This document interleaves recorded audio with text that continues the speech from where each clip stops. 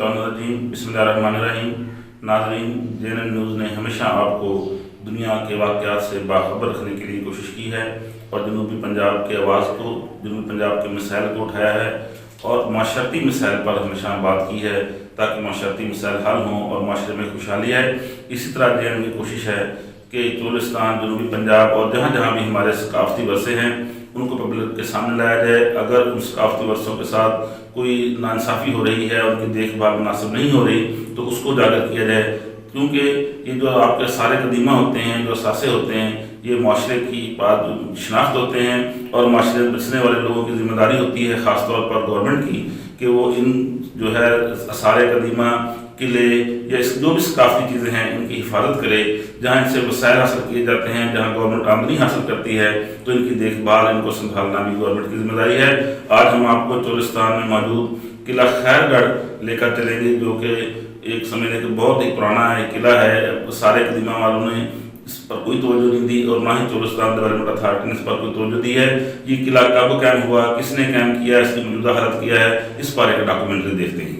چولستان، جسے بہت سے لوگ ایک عام صحرا سمجھتے ہیں، لیکن یہ صحرا اپنے اندر خوبصورت کشش اور عظیم تاریخی ورثہ رکھتا ہے۔ ہم ناظرین کو چولستان کے خوبصورت اور تاریخی ورثے میں سے ایک اہم مقام قلعہ خیر گڑھ کی سیر کروائیں گے۔ یہ قلعہ آبادی سے میلوں دور ایک ویرانے میں لاغر و نحیف سا کھڑا ہے، جس کے برج عنقریب روہی کی ریت میں ملنے والے ہیں۔ ماضی کی کہانی سناتا یہ چھوٹا سا قلعہ دراوڑ کے قلعے سے 64 میل دور مغرب اور شیخ خلیفہ بن زید کے سلو والی فارم سے چند میل دور جنوب میں واقع ہے، جس کے بالکل پاس ایک بزرگ حیدر شاہ بخاری کا مزار بھی ہے۔ بہاولپور گزیٹر کے مطابق یہ قلعہ اختیار خاں کے بیٹے حاجی خان مندھانی داؤد پوتا نے 1776 میں تعمیر کروایا تھا۔ اس کا نام قلعہ خیر گڑھ رکھا تھا۔ یہ قلعہ بھی چولستان کے دیگر چھوٹے قلعوں کی طرح دفاعی وجوہات کی بنا پر تعمیر کیا گیا تھا۔ اس کی تعمیر کا ایک اور بھی مقصد ہو سکتا ہے کہ میلوں تک پھیلے صحرا میں کوئی آبادی یا سرائے کا نام و نشان نہ تھا، چنانچہ خواتین اور راجوں کے لمبے سفر کے دوران رہائش اور دوسری بنیادی انسانی ضروریات کے پیش نظر یہ چھوٹے چھوٹے قلعے تعمیر کیے گئے ہوں گے۔ قلعے کے شمال مغربی میں برج ہنٹڈ بھی ہے اور یہاں کچھ لوگوں نے چلا کشی بھی کی ہوئی ہے۔ یہ تمام قلعہ کچی اور پکی اینٹوں سے بنا ہوا تھا۔ اس کے اندر ایک پکا تالاب بھی تھا۔ قلعے کی فصیل کے کچھ حصے پکے بھی تھے۔ داخلی پختہ دروازہ تھا جس کے اوپر رہائشی حصہ بھی تھا۔ قلعے کا داخلی دروازہ تو اب بھی قدرے بہتر حالت میں ہے، جس پر پکی اینٹوں سے بنا خوبصورت ڈیزائن آج بھی دیکھا جا سکتا ہے۔